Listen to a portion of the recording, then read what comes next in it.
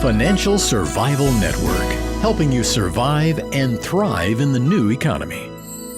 Go to KerryLutz.com and sign up for 30 free micro trainings on financial survival.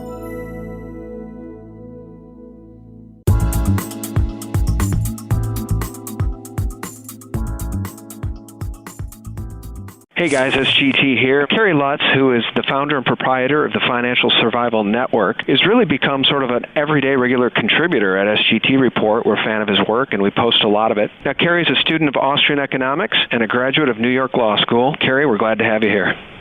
Hey, Sean, thanks so much. I'm feeling like people are actually standing up and starting to take notice, and it's kind of amazing. I think so many of us are kindred spirits. It was fun to be on that round table with Chris Duane and you and Brother John the other day, and I think that was a fruitful conversation, so thanks for having us. So I wanted to return the favor. Hey, it was my pleasure. I thought it was just a great idea to sit the three of you down and learn more about you guys, because your work is really a personal story about who you are, how you got where you are, and expressing yourselves, personal expression.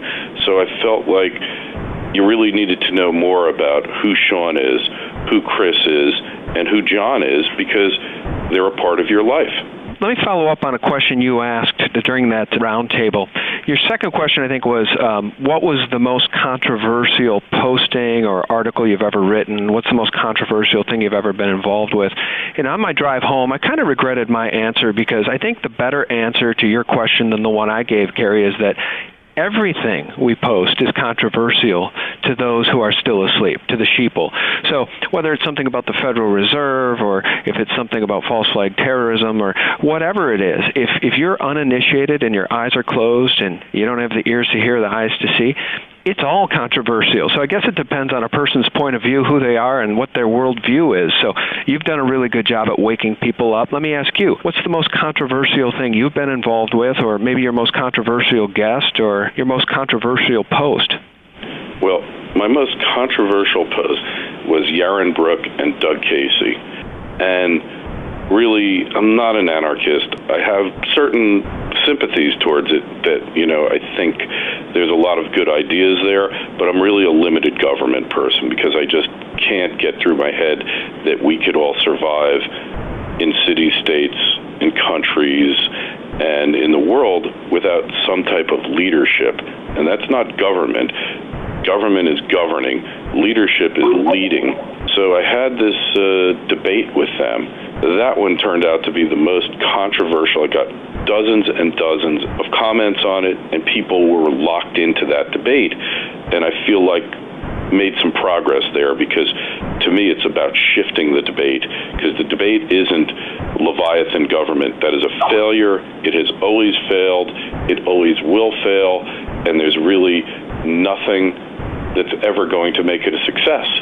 Yeah, that's interesting. I spoke with Jeff Berwick from the Dollar Vigilante not long ago and interviewed him, and he's an anarchist, and I wasn't that familiar with what the definition of that term was, and I understand now that it really is people who believe that all government is essentially quote-unquote evil, or that we'd be better off without government. And I tend to agree with you. I think the challenge, though, as G. Edward Griffin explained to me once, is the idea of an honorable government that we can trust to do the right thing as it pertains to a fiat currency or anything else is an oxymoron. There is no such thing as an honorable government. So that's the trick. I mean, unless guys like George Washington were able to be brought back to lead us once again, with the exception of Ron Paul, it's hard to find any honorable people in government who can lead us out of this quagmire of tyranny that we're in. That is a real problem, because the entire process of engaging in the political debate is one of corruption. Because just like Ron Paul, it's like he's not even in the election. He's up there with the other bozos on the platform, and yet the cameras away from him, and if they do pan in on him, they get his worst possible angle. And you're a video guy, you know how that works. And he's been marginalized. Literally, he's at the margin of the debate, and yet he really does own the debate. So it's a really tough thing, because it's also that when an outsider really gets involved in the process, they rip them to shreds, because the machine is all about keeping the status quo and keeping the system in place and making everybody good puppies. So it's really a conundrum, but I believe that the current economic collapse that we're encountering gives an unparalleled opportunity to go back to basics, because the government isn't going to be able to afford to do the things that it's decided, or that we've decided we want it to do. So I guess honorable government comes with limited, focused, very purposeful government and leadership. We need leaders. Now, Reagan wasn't perfect. He didn't accomplish a lot of the things he set out to do. Spending went up, but the man was a leader. You were inspired by him being in the room. But unfortunately, our process is designed to weed those people out. I mean, H.L. Mencken wrote extensively about this, and so did Mark Twain and Will Rogers. You know, the system is inherently corrupting and corrupt, but every now and then, if people are awake and aware, they get somebody in there to do the right thing. So that's what we need to do. The message of freedom and liberty resonates, and it's intrinsically understandable. You know it when you see it. You want to reach out and touch it. A guy like Ron Paul is a great example. I mean, he stands for the Constitution, and as Thomas Jefferson said, as it pertains to honorable government or leaders we trust, he said, let us have no more talk of trust in men. Let us bind men down with the Constitution. And that's the point. And so as we get these people in government who do not honor the Constitution, who do not look to the Constitution for guidance, as Ron Paul does, and who do not stand for the rule of law and the sovereignty of this great nation, the world's freest nation for generations, that's where we get into trouble. But that's why Ron Paul, this Ron Paul quote-unquote revolution, a peaceful revolution, I would like to add, none of us advocate violence at all. We just want to take our government back from the criminals who have stolen it from us and turned it over basically to globalist banks. Now, what's your take on this Ron Paul revolution? Unfortunately, I think Ron Paul's a little too old to be leading a revolution, and he's in good shape. But if you go back on the YouTubes, and you've pieced together a bunch of them that I didn't even know existed, you've really done a phenomenal job on that. The guy's been saying the same message for over 30 years. He's been saying that the Federal Reserve is corrupt, you know, gold and silver, tangible-backed currency, and take the criminal out of government. I mean, it's an incredibly powerful message, and the only surprising thing is that it took this long to get out. But when he started, he didn't have the internet. And the internet is the Colt 45 of the 21st century. And what was the Colt 45? It enabled the little guy to stand up to the big guy and, say, I'm not taking it from you. And that was before there was a government there to cater to the little guy's every want and need. And the internet, the communication revolution, enables me, enables you, Chris, and others to get Ron Paul's message out there and to connect with unheralded numbers of people and let them know what's going on. Because, look, if you hear the truth enough, eventually your shell gets broken and you have a consciousness shift. But if you never hear the truth at all, you're never going to know. And that's kind of like what you have in North Korea, right? Yeah, and Ron Paul, I think, is 76 years old right now. I do feel like this is our last chance, as it pertains to having him lead us as president. So I certainly agree with you there. But, the message of liberty, the genie's out of the bottle. I can't put the toothpaste back in the tube. The people love Ron Paul and his message. So even after Ron Paul passes from old age, and he's a very healthy man right now, his message of liberty has inspired so many others like me, like Chris Duane, like you, like everybody who supports Ron Paul. Alex Jones even loves Ron Paul. I mean, we all love Ron Paul. So that's a message that will go on forever at this point. I mean, I don't think any of us are going to lay down this battle to return our country to honor and a constitutional government when Ron Paul is no longer in the picture. What you have to realize first and foremost is everything that's going on right now, even though it's never presented to the public this way, is a war of ideas. And the idea is, who is supreme? The battleground is, who's supreme? Is it the individual, or is it the state, the government? And you and I and the rest on our side always believe the individual comes first, that this is a land of individuals, and the whole concept of the Declaration of Independence, that you would be free to pursue happiness. That was a novel concept. I don't have to serve somebody. I don't have to serve the king. I don't have to serve the lord of the manor. I don't have to serve the army, because we really never had an army until World War I. It was a very ragtag affair, other than during the Civil War and the War of 1812. There was nobody in that army. It was just a bunch of guys who didn't know what else they wanted to do. And that concept of pursuing happiness, and you can't do that as part of the collective. You're right, and I just want to jump in and say that the Constitution, the beauty of our rights is that they are given to us by a creator, and therefore no man can take our rights away.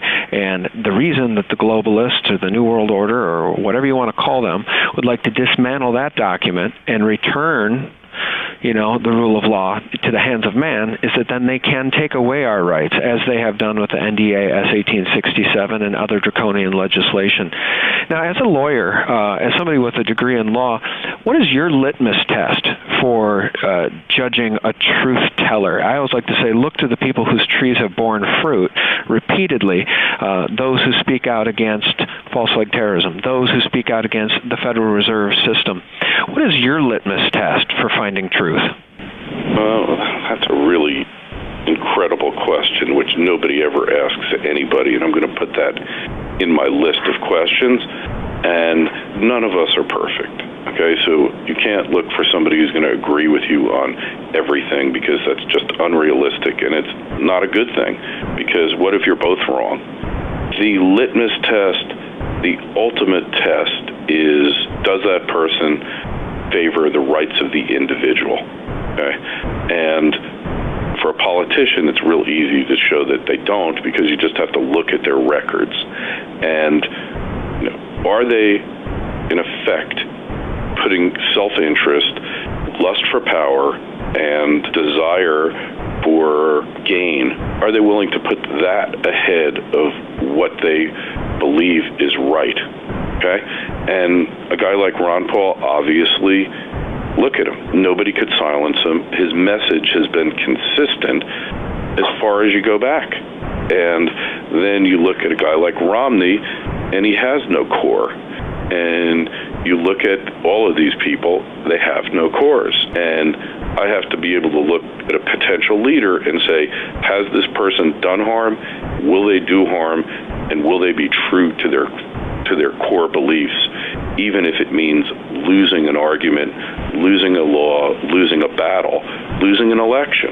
Because if you're not going to be true to your core to get into the office, you're not going to be true to your core to stay in the office. Let me ask you this, though, Kerry, as it pertains to being an attorney, too.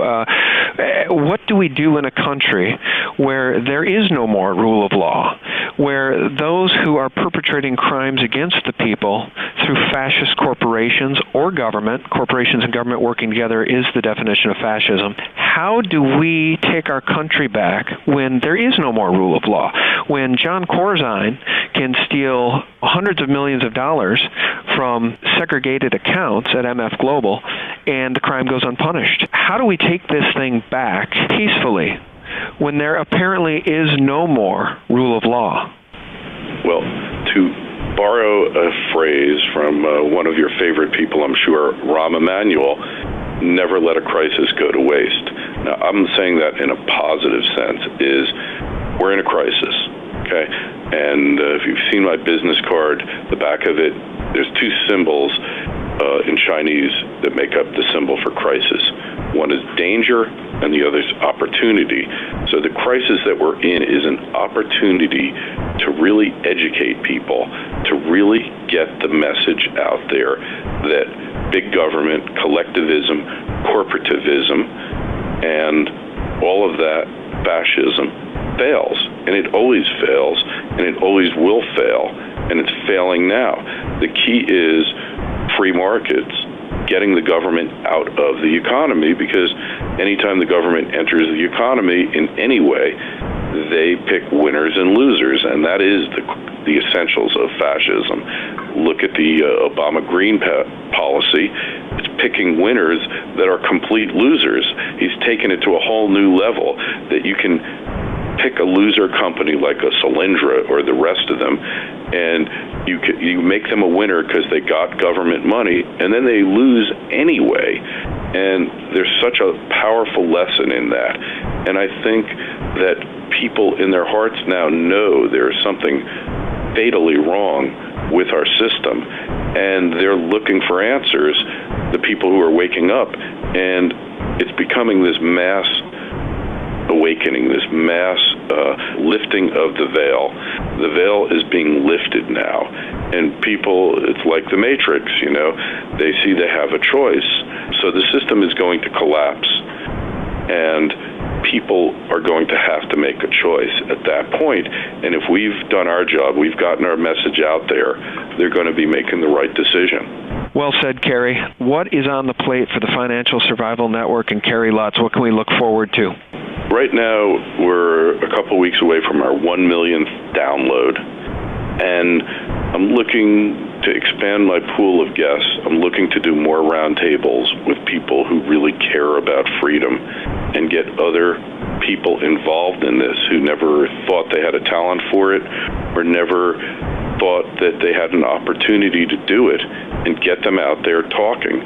Because the more the message gets out there, the more the message that the individual is sovereign. And if that makes me a terrorist in the eyes of the FBI, so be it. But I believe the individual is sovereign, and the state is subservient to the individual.